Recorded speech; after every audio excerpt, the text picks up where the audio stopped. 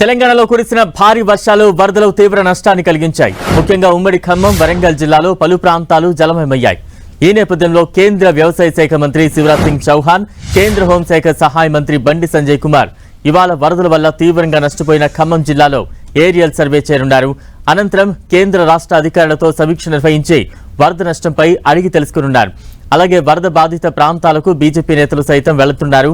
Party అధ్యక్షుడు కేంద్ర బొగ్గు గనుల శాఖ మంత్రి కిషన్ రెడ్డి ఆదేశాల మేరకు బీజేపీ 2 బృందాలుగా వరద బాధిత ప్రాంతాల్లో పర్యటన చేపడుతోంది. బండి సంజయ్ నేతృత్వంలోని బృందం ఖమ్మం, కోదాడ ప్రాంతాల్లో పర్యటించనుంది. ఈటల రాజేందర్ ప్రాతినిధ్యం వహిస్తున్న బృందం మహబూబాబాద్, ములుగు ప్రాంతాల్లో పర్యటించనుంది.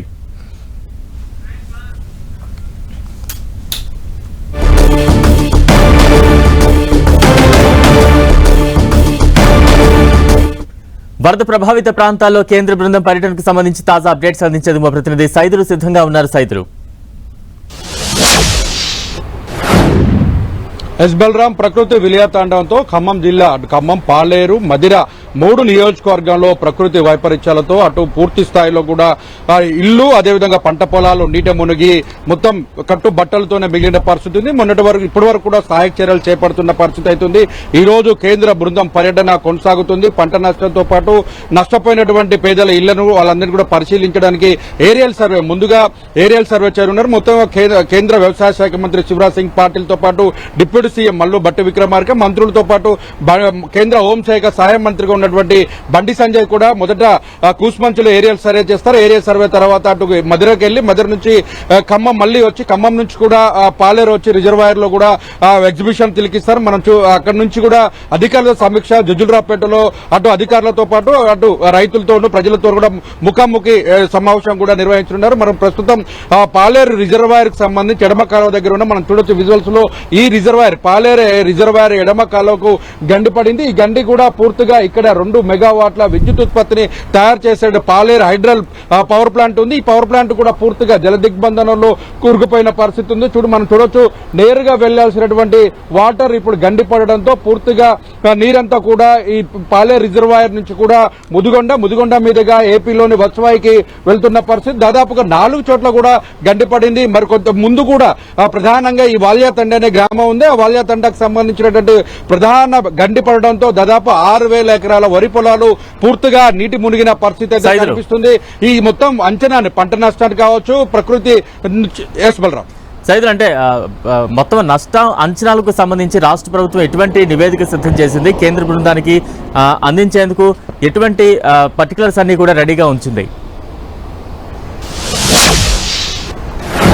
చూడొచ్చు మొత్తంగా చూసుకున్నట్లయితే ఖమ్మం నగరానికి సంబంధించి చూసుకుంటే ఇళ్లు దాదాపు 5,400 ఇళ్లు కూడా పూర్తిగా ధ్వంసమయ్యాయని కూడా నివేదికం చేశారు. మొత్తం ఖమ్మం, మదిర, పాలేరు నియోజకవర్గం చూసుకుంటే 7,600 ఇళ్లు ధ్వంసమైనట్టుగా గుర్తించారు. అదేవిధంగా 70,000 ఎకరాల్లో కూడా పంట నష్టం అయిందని కూడా అధికారులు అంచనా వేస్తున్నారు. ఎక్కువగా వరి పొలానికి సంబంధించి చూసుకుంటే దాదాపు 47,000 ఎకరాల్లో కూడా పంట నష్టం జరిగిందని కూడా అటు మిర్చి, అదేవిధంగా పత్తి పంటలతో పాటు వరి పొలాలు, పెసర, కంది, మొక్కజొన్న ఈ పూర్తి స్థాయిలో కూడా ధ్వంసమైనట్టుగా అధికారులు గుర్తించి సర్వేను కూడా మరి కొద్దిసేపట్లోనే నివేదికను కేంద్ర వ్యవసాయ శాఖ మంత్రి కూడా అందించే అవకాశం ఉంది. ఇప్పటికే కేంద్ర జాతీయ విపత్తుగా ప్రకటించాలని ముఖ్యమంత్రి రేవంత్ రెడ్డి చెప్పిన తర్వాత అటు ప్యాకేజీ కూడా ఇవ్వాలని చెప్పేసి డిమాండ్ చేసిన పరిస్థితిని ఈ నేపథ్యంలో కేంద్ర మంత్రుల పర్యటన కూడా కొనసాగుతున్న నేపథ్యంలో నివేదికను అందించడంతో పాటు మొత్తం ఈ ప్రాంతాలు రోడ్లకు సంబంధించి కావచ్చు, పంచాయతీ రోజు R&Bకి సంబంధించి ఇరిగేషన్ కి సంబంధించినటువంటి ప్రాజెక్టులు కూడా గండిపడి కొట్టుకపోతున్నటువంటి కావచ్చు, విద్యుత్ శక్తి కావచ్చు, ఈ పూర్తి స్థాయిలో అన్నింటి మీద కూడా నివేదికను తయారు చేశారు. దాదాపుగా 5,738,000 కోట్ల రూపాయలు అవసరం ఉంటాయని కూడా ఇప్పటికే రాష్ట్ర ప్రభుత్వం ప్రాథమికంగా అంచనా వేసింది. 5,738,000 కోట్ల రూపాయలకు సంబంధించినటువంటి పూర్తి స్థాయిలో బడ్జెట్ ఇవ్వాలని చెప్పేసి కూడా ఇప్పటికే ప్రధానమంత్రి కూడా లేఖ రాశారు. ఆ లేఖ మీద కూడా ఆయన ఇప్పుడు శివరాజ్ సింగ్ చౌహాన్ కూడా వెల్లడించే అవకాశాలు ఉన్నాయి. ఎందుకంటే కేంద్రం నుండి ఇప్పటికే చనిపోయినటువంటి మృతుల కుటుంబాలకు సంబంధించి 5 లక్షల రూపాయలు ఒక్కొక్కరికి ప్రకటించిన పరిస్థితి. కేంద్రం కూడా 3 లక్షల రూపాయలు మోరల్ గా చూస్తే అటు కేంద్ర రాష్ట్ర ప్రభుత్వాల సహకారంతో నష్టపోయినటువంటి అటు పంట పొలాలు కావచ్చు, శిథిలావస్థకు చేరుకునే ఇళ్లు కావచ్చు, సర్వం కోల్పోయినటువంటి పేదలు కావచ్చు, మొత్తంగా పెద్ద ఎత్తున కూడా ప్రకృతి విలయతాండంతో కట్టుబట్టల మీద మిగిలినటువంటి వారిని ఆదుకునేందుకు ఇప్పటికే రాష్ట్ర ప్రభుత్వం ప్రాథమిక అంచనాలు కూడా వేసిన పరిస్థితి అయితే మనకి స్పష్టంగా కనిపిస్తుంది. సైదులు ఇప్పటికే కేంద్ర బృందం పర్యటనకు సిద్ధమవుతూ ఉండగా మరోవైపు రాష్ట్ర బీజేపీ నేతలు కూడా 2 బృందాలుగా పర్యటించబోతున్నారు వరద ప్రభావిత ప్రాంతాల్లో. దానికి సంబంధించి ఎటువంటి అప్డేట్స్ ఉన్నాయి?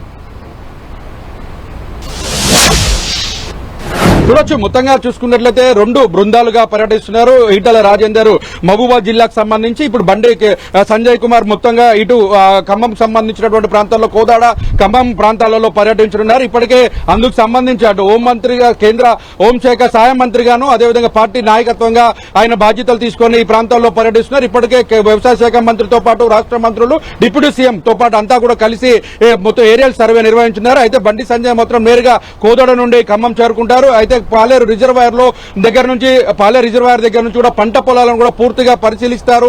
నష్టాన్ని కూడా అంచనా వేసి దానికి సంబంధించి ఆదుకునేందుకు కార్యాచరణ కావచ్చు, అటు ప్రభుత్వం, కేంద్ర ప్రభుత్వం తీసుకుంటున్నారు సహాయక చర్యలు కావచ్చు, ఇటు బీజేపీకి సంబంధించిన డిమాండ్స్ కూడా ఆయన వెల్లడి చేసే అవకాశాలు కూడా కనిపిస్తున్న పరిస్థితి. ఇందుకు సంబంధించి ఇప్పటికే అటు ఖమ్మం మున్నేరులో ప్రభావిత ప్రాంతం ఏదైతుందో అటు బొక్కలగడ్డ కావచ్చు, మారుతినగర్ కావచ్చు, వెంకటేశ్వర కాలనీ ఈ ప్రాంతాలలో పూర్తి స్థాయిలో కూడా అక్కడ సహాయక చర్యలకు సంబంధించిన అంశాలు కూడా ప్రస్తావించే అవకాశాలు కనిపిస్తున్నారు. ఇప్పటికే సాధారణ స్థితికి వచ్చే అవకాశాలు కనిపిస్తున్నాయి. ఎందుకంటే దాదాపుగా 4 రోజులుగా చూసుకున్నట్లయితే పూర్తి స్థాయిలో కూడా సహాయక చర్యలు చేపడుతున్నారు. 1000 మంది సిబ్బంది కూడా పాల్గొన్న పరిస్థితి. పారిశుద్ధ్య కార్యక్రమాలకు సంబంధించి కూడా పూర్తిగా సహాయక చర్యలు మొత్తం చేపడుతున్న పరిస్థితి అయితే మనకు స్పష్టంగా కనిపిస్తుంది. అటు విద్య, వైద్యానికి సంబంధించి కావచ్చు, అటు ఇప్పటికే ఇళ్ల స్థలాలు, ఇళ్లు కొట్టుకుపోయినతో పాటు అటు సర్టిఫికేట్స్, బుక్స్ కోల్పోయినటువంటి వారు కూడా 11వ తారీఖున కలెక్టరేట్ లో ప్రత్యేకంగా కౌంటర్ ఏర్పాటు చేసి సహాయక చర్యలు, వాళ్ళ సర్టిఫికేట్లు ఇచ్చేందుకు కూడా అటు ప్రభుత్వం చర్యలు తీసుకుంటున్న పరిస్థితి అయితే ఉంది.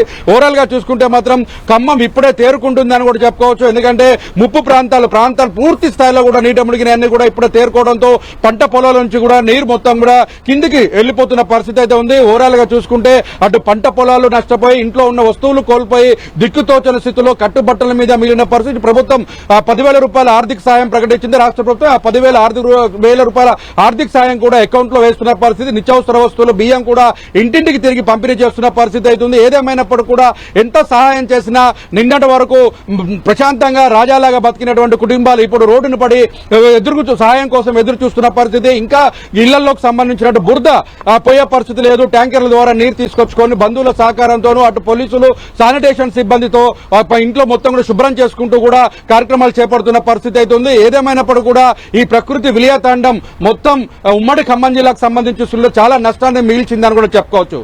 Right, thank you Saithulu.